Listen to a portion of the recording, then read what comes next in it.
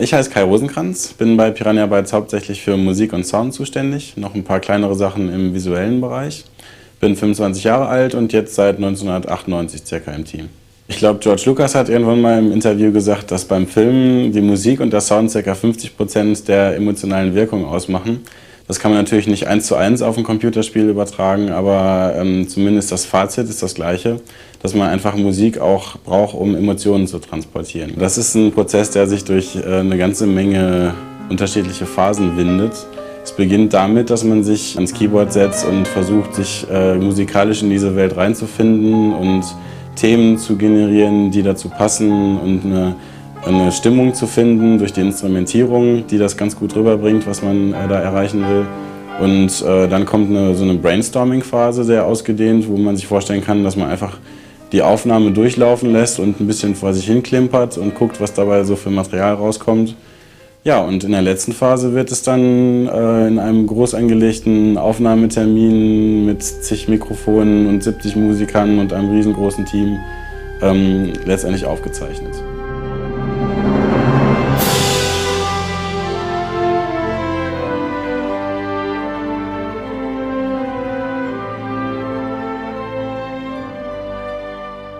Also letztes Jahr im Juli fand ja die Aufnahmesession mit den Bochumer Sinfonikern statt und ich kann diesen Tag in meiner bisherigen Karriere als absolutes Highlight verbuchen, weil wenn man bisher eigentlich nur auf den Computer zurückgegriffen hat bei seiner musikalischen Arbeit und dann plötzlich vor dem Orchester steht und merkt, wie das, was man so in seinem Büro an Noten hin und her gezupft hat, plötzlich zum Leben erweckt wird, das ist wirklich schon ein bewegender Moment.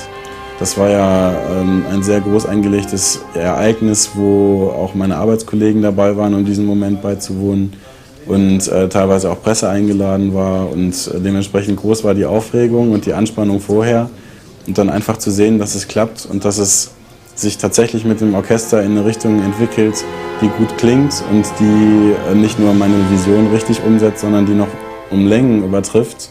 Das war wirklich ein toller Tag.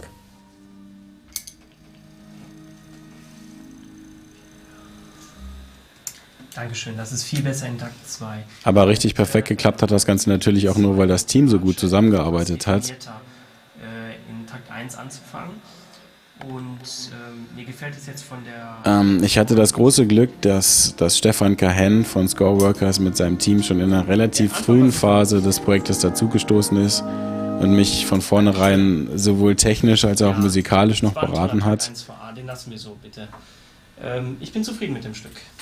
Die Trommler der japanischen Taiko-Band Goku, die sind relativ früh schon mit in die musikalische Vision eingebaut worden, weil die im Bereich der Percussion-Musik die nötige Wucht mitbringen, aber auch nicht zu primitiv klingen. Also man kann sich ja vorstellen, wenn man Orks darstellen möchte, die einfach nur tierisch sein sollen, dann reicht es, irgendwelche großen, fellbezogenen Trommeln zu nehmen und wild drauf rumzudreschen. Aber wir wollen die Ork-Kultur ja auch ein bisschen ausgereifter präsentieren. Also es ist nicht nur eine Armee von Tieren, sondern es ist tatsächlich eine Zivilisation mit einer Geschichte, mit einer Kultur. Und deshalb hat sich dieses Taiko-Element eigentlich angeboten.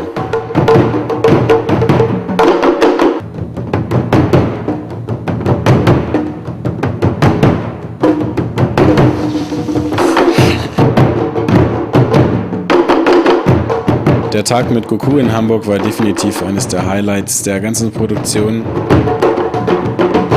Ich hatte den ganzen Tag so ein gutes Gefühl im Bauch, nicht nur wegen der Vibrationen im Bauch, sondern auch einfach, weil man gemerkt hat, dass die selber Bock darauf haben, alles zu geben für das Projekt.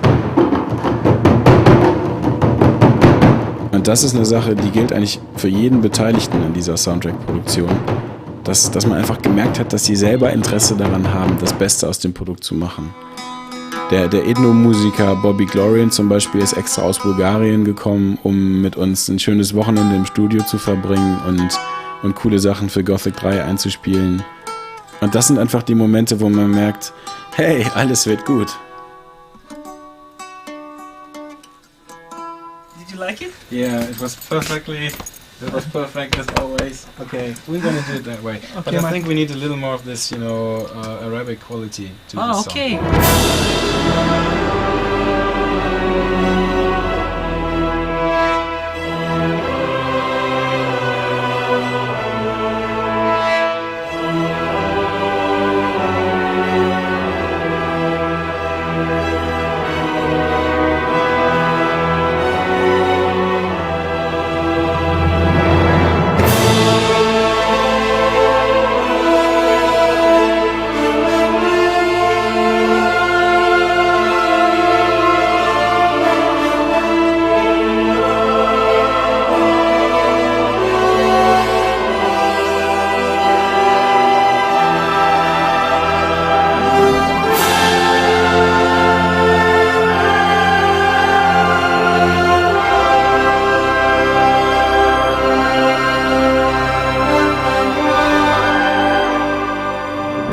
Nach den Choraufnahmen ging es dann wirklich in die letzte Phase der Produktion, in die sogenannte Post-Production, wo alle Elemente aus 2,5 Jahren Arbeit an der Musik zusammengeflossen sind und von dem Scoreworkers-Team zusammengemischt und gemastert wurden.